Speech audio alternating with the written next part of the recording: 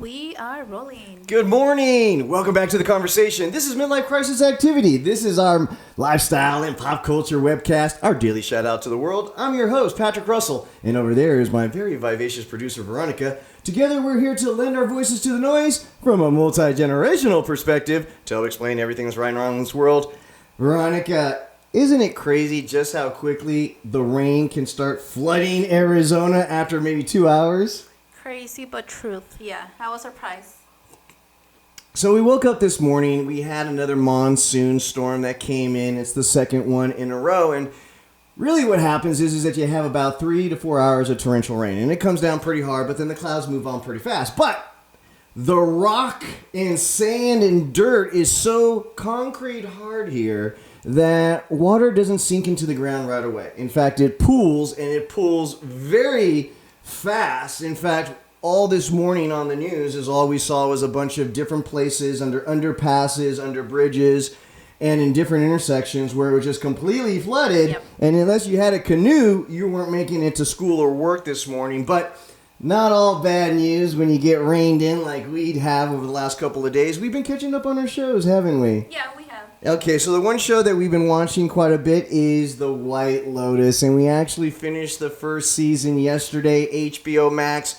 Of course, not too many spoilers alert, but I do want to mention one thing towards the end that happened at the end of the season finale. But by and large, what do you think about The White Lotus? Was there anything in particular it did well, or was it just good enough to capture your attention to keep going to the next episode? I like it. Did you like it? Yeah, I love it. I think kind of shows what we're living now. Because, I mean, it shows a lot of episodes where, we have Lots of social commentary. Yeah, we have the why. A little bit of chubby lady that is trying to buy everyone with money. The rich white lady showing some white privilege, no question. We have Jake, which is one of the Main characters.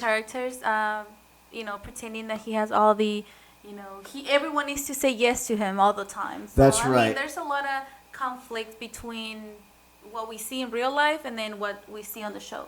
So it definitely try to touch on a lot of touchstones in our culture right now, whether that be white privilege, it touched on, whether it be women in the workplace, women in their role in marriage. And also Alexandra, which is another one that I liked.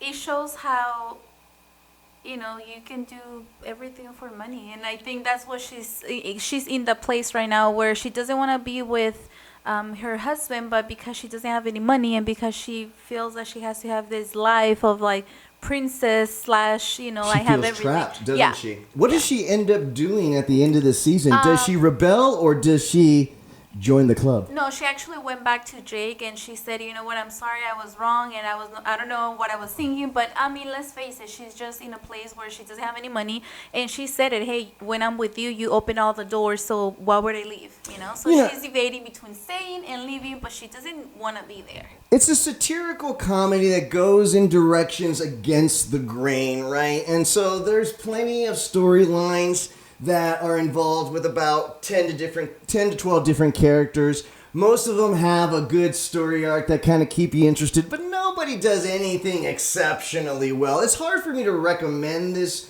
show. Not that I didn't enjoy it, but I'm not quite sure if everybody will enjoy it because I don't necessarily think that anybody did anything excessively well, except for maybe the manager of the hotel. This whole series takes place at a hotel in the Hawaiian Islands called the White Lotus. And of course, comedy ensues when you have all these neurotic guests with their stressful lives coming into the scene and then trying to expose all their insecurities on the show right in front of us, right? And so there are a few highlights, no real big spoilers except for one.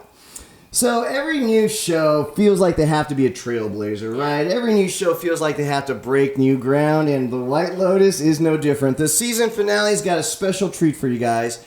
If you've never actually seen a public pooping happen before, get ready because you're going to be in for a treat on the last season finale. That's the only spoiler I'm giving you.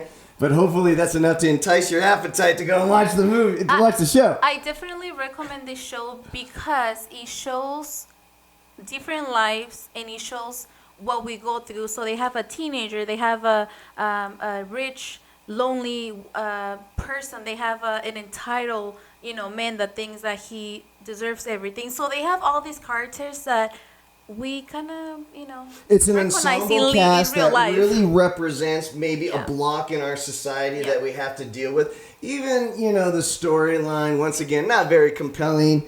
But they try, where you have the rich white lady who makes all of these promises to the minority worker, getting the minority worker all excited about the opportunity to lift herself above her, hard life. Yeah. Only And- to be disappointed by the change of the person's whims, her feelings, right? And that goes a long way of what we're seeing in Afghanistan, just as a country. When does our obligation end? Is it only when our feelings on the matter change? Because it really seems like that's being not reflected on the show, but also in Afghanistan in real life. Just saying. And then the last one that I wanted to mention, it's Connie. That's the wife of the Connie, Steve. right. Yeah, Connie. Yep. She makes me think of like the mom that believed that her life is great, but in reality it's not. Very good. She believed that the husband, the kids, everything is great, and she thinks that with money she can buy everything, and it's just like a mix between a wannabe a great mom, but in reality she knows that her family is just a mess. That's really one of the big themes of this show, is that everybody has a pretense, right? The best face and foot they put forward. But then as the show evolves, you realize that everybody's life is a mess. Yeah, they're crazy.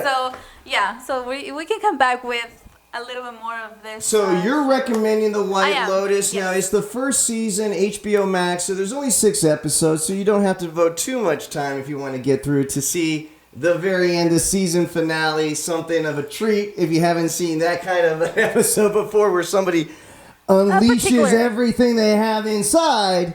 Then this is something for you to check out at least once in your life. I want to kind of do that sometimes, You do have that feeling of getting back on somebody the Yeah. way that the Armand did. Just like I just don't want to end up as Armand, the hotel manager. Yeah, I mean it's kind of nasty, but Kind of nasty? No, it's full-fledged 100% poop nasty. But okay, let's move on. all right, guys. Final note: please use the comment boxes below. Let us know what you think. Hey, don't just subscribe to the show, even though we will be doing this on a daily basis. Great job, as always, Boom. Thank you, guys. Please be part of the show. It will make it a whole lot more fun. Guys, remember, no matter what you face today, no matter what obstacles or challenges come your way, you just need to remember one thing. Give 'em hell. Have a great day, guys. We'll see you tomorrow.